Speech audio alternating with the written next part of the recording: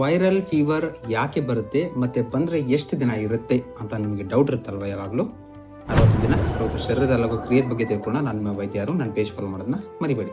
3 ದಿನದಿಂದ ಜ್ವರ ಬರ್ತಿದೆ, ತಲೆನೋವು, ಮೈಕೈ ನೋವು ಮತ್ತು ನನಗೆ ಸುಸ್ತಾಗ್ತಿದೆ, ಭಾಳನೇ ಏನು ಕೆಲಸ ಮಾಡೋಕ್ಕೆ ಮನಸ್ಸಿಲ್ಲ, ಬಾಯೆಲ್ಲ ಇಸಾಗ್ತಿದೆ ಅಂದರೆ ಇದು ವೈರಲ್ ಫೀವರ್ ಆಗಿರ್ಬೋದು. ಅಂದರೆ ವೈರಸ್ಸಿಂದ ಬಂದಿರೋ ಫೀವರ್, ಜ್ವರ ಬ್ಯಾಕ್ಟೀರಿಯಾದಿಂದ ಅಲ್ಲ.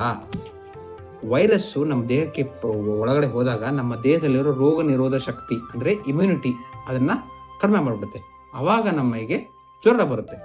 ಇದು ಹೇಗೆ ಸ್ಪ್ರೆಡ್ ಆಗುತ್ತೆ ವೈರಸ್ಸು ಅಂದರೆ ಕೆಮ್ಮಿಂದ, ಸೀನೋದ್ರಿಂದ ಮತ್ತು ನಿಮ್ಮ ಕಲುಷಿತ ಕೈಗಳಿಂದ ಮುಟ್ಟೋದ್ರಿಂದ ಮತ್ತು ವೈರಸ್ಗಳು ಸೊಳ್ಳೆ ಕಚ್ಚೋದ್ರಿಂದನೂ ಹರಡುತ್ತೆ.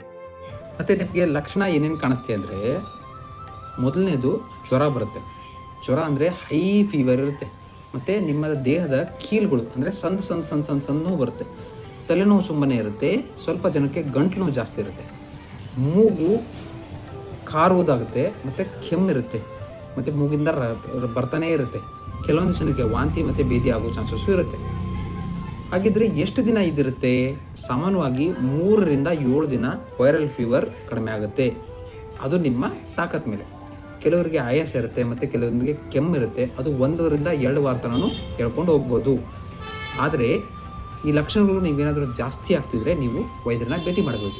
ಯಾವುದಂದರೆ 5 ದಿವಸಕ್ಕಿಂತ ಜಾಸ್ತಿ ಜ್ವರ ಬರ್ತಿದೆ, ಉಸಿರಾಟ ತೊಂದರೆ ಆಗ್ತಿದೆ ಅಂದರೆ ನಿಮ್ಗೆ ಉಸಿರು ತೊಗೊಳ್ಳೋವಾಗ ಜಾಸ್ತಿ ತೊಂದರೆ ಆಗ್ತಿದೆ, ನಿದ್ರೆ ಆಗ್ತಿಲ್ಲ ಮತ್ತು ಕನ್ಫ್ಯೂಷನ್ ಗೊಂದಲ ಬರ್ತಿದೆ ಮತ್ತು ಜ್ವರ ಜಾಸ್ತಿ ಆಗ್ತಿದೆ, ನೀರು ಕುಡಿದ್ರೂ ವಾಂತಿ ಆಗ್ತಿದೆ ಮತ್ತು ಮಕ್ಕಳಲ್ಲಿ ಮತ್ತು ವಯಸ್ಸಾದವರಲ್ಲಿ ತುಂಬಾ ವೀಕ್ನೆಸ್ ಆಗ್ತಿದೆ ಅಂದರೆ ನೀವು ಸಡನ್ಲಿ ಡಾಕ್ಟ್ರನ್ನ ಹೋಗಿ ಭೇಟಿ ಮಾಡಬೇಕು.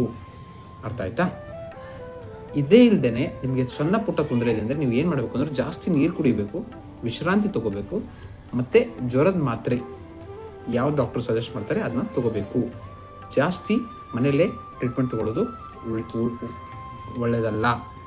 ಮತ್ತು ಪ್ರತಿ ಜ್ವರಕ್ಕೂ ನೀವು ಆ್ಯಂಟಿಬಯೋಟಿಕ್ ಮಾತ್ರೆ ನುಗ್ತಿದ್ರೆ ಅಂದರೆ ಅದು ತಪ್ಪು ಕಲ್ಪನೆ.